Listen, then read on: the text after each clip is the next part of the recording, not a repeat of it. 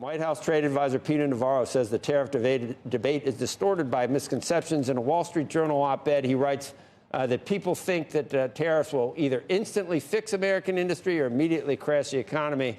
Peter joins us this morning as White House senior trade and manufacturing counselor. You got to know a lot, Peter, if you're going to say things, right? Yeah, and I thought you'd be talking about the Indiana Bears. I think that's really going to be bloody Illinois versus Indiana when the Chicago Bears moved to Indiana. You've seen that, right? No, I didn't. You haven't been following that? Yeah. You haven't been following that? And this was that one up as he always does. But Merry Christmas to you, Joe. The piece in the Journal, I think, is important for your viewers because it handles a couple of questions.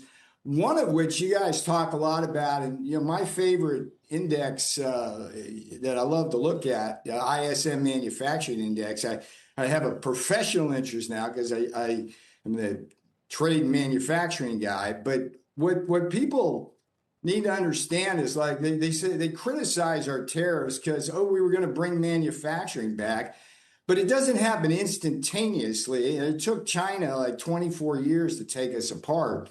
And the insight, I think, of the Wall Street Journal piece there is simply that when the factories go, as they did after China joined the WTO, the supply chains follow. And so President Trump wants those supply chains back as well as the factories, but it just simply takes time. And in some sense, I want to thank the Chinese for weaponizing their supply chains because it's made my job a whole lot easier. It's made President Trump's sales pitch a lot easier to invest here in America because it really highlights the national security aspects of it. So we just got to be patient. Construction jobs will be first as the investment comes, and then the manufacturing jobs, Joe. You say a lot in that piece and clear up a lot of things, or at least attempt to. One of the things that we talk about a lot and that people argue about constantly, Peter, is who's paying the tariff. The president always says we're collecting money from foreign countries or other people. Even conservatives say it's a tax on U.S. businesses. You say it's not as simple as just an accounting entry, but it's about bargaining power, not paperwork. So that the countries that are affected, the exporters, they actually do end up indirectly paying, not really paying the tariffs, but it's affected in terms of cash flow between the two countries. That's exactly right. And if you think about it, it's an exercise in what we call in the trade tax incidence analysis. So if taxes, the normal thing where you got taxes, it's a battle between consumers and producers, and it depends on things like elasticities of supply and demand.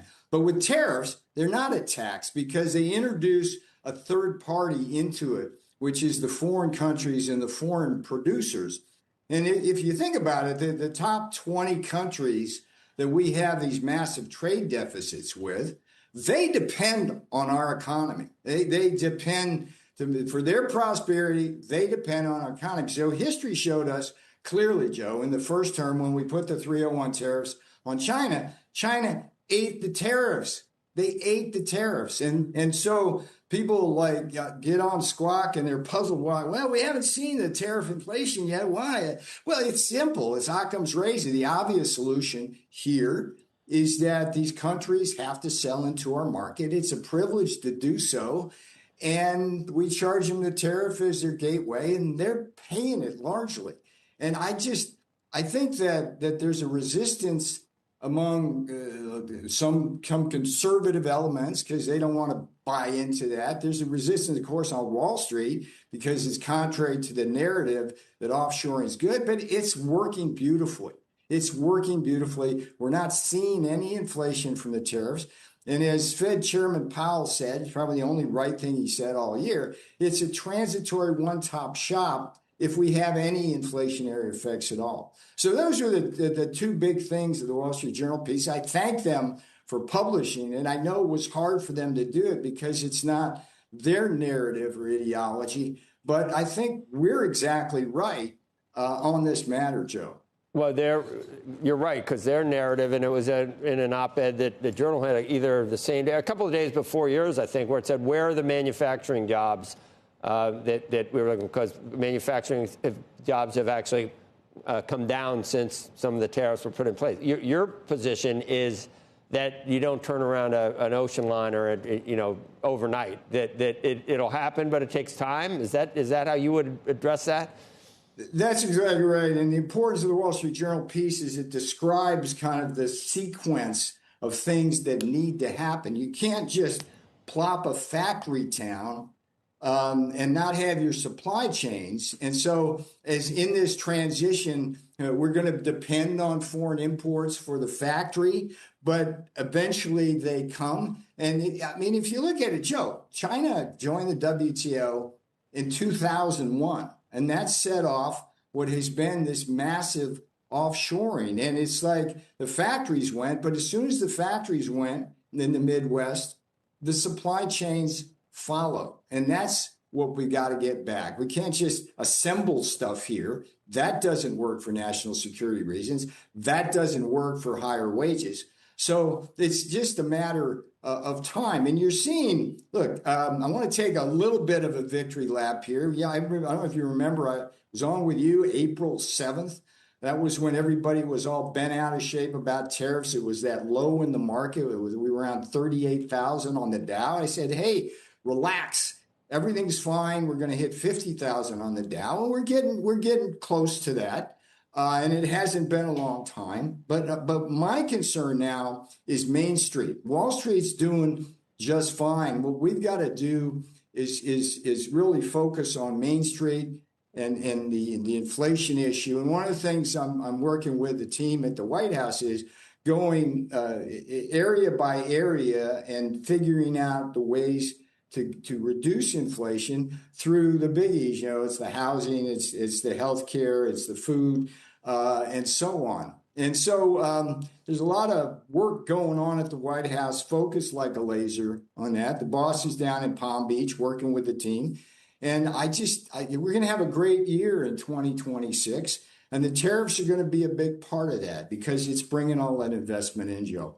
Well, the president talked about the other night, Assad, he said that tariff is the most beautiful word in the English language. And you look at the perception that many other people hold with tariffs, almost as like it's one of the worst words in the English language. I think your argument and the president's argument is that you look at what happened over the past 40 years with globalization and what happened to a lot of people that have been left behind in various parts of the country. This is the tariffs may be the only way to try to rebalance global trade so that we fix that, or so that it doesn't continue to happen. Is that the only way to do it in your view? Is that the only way to do it in the president's view, Peter? It's the best way to do it. I mean, if you contrast like a tariff with a quota, they're equivalent in terms of the kind of protection you could offer. But the difference is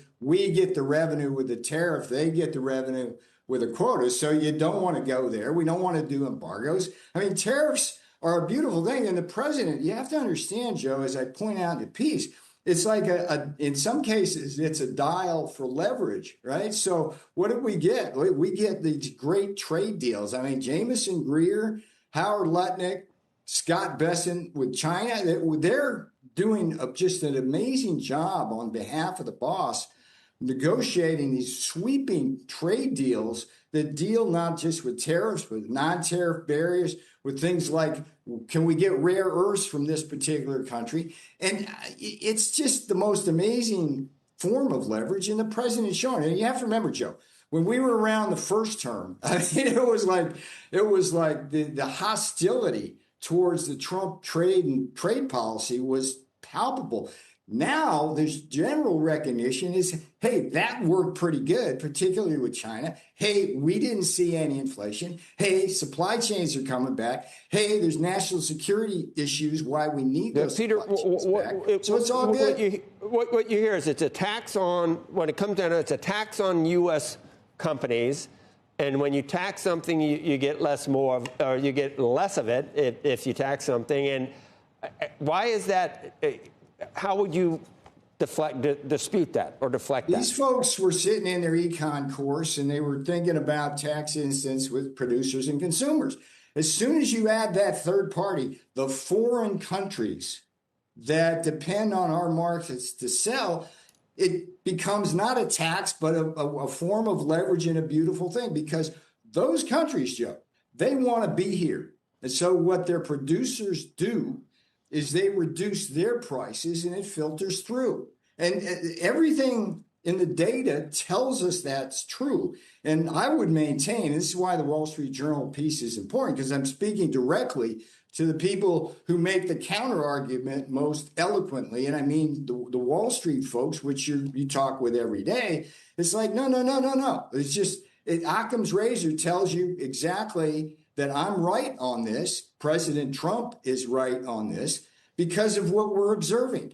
No inflation, investment coming in, and eventually after a construction boom, a bunch of factories popping up all over the country. So read the piece, I would say to people. That's why I think it's important. I think it's a really good explanation of the issue that you're describing, Joe. And look, if we don't do that, the world's going to take us apart, and we're not going to be able to defend ourselves. We're not going to be able to have good jobs at good wages. And in an age of AI, where all the white collar jobs are going away pretty damn quick, I think maybe it's a good time for people to think about having good blue collar jobs. I mean, that used to be how America prospered. The middle class, the blue collar middle class, because they had good wages at the time back in the days when Detroit was king. Yep. That was a beautiful age. It can come back again in a new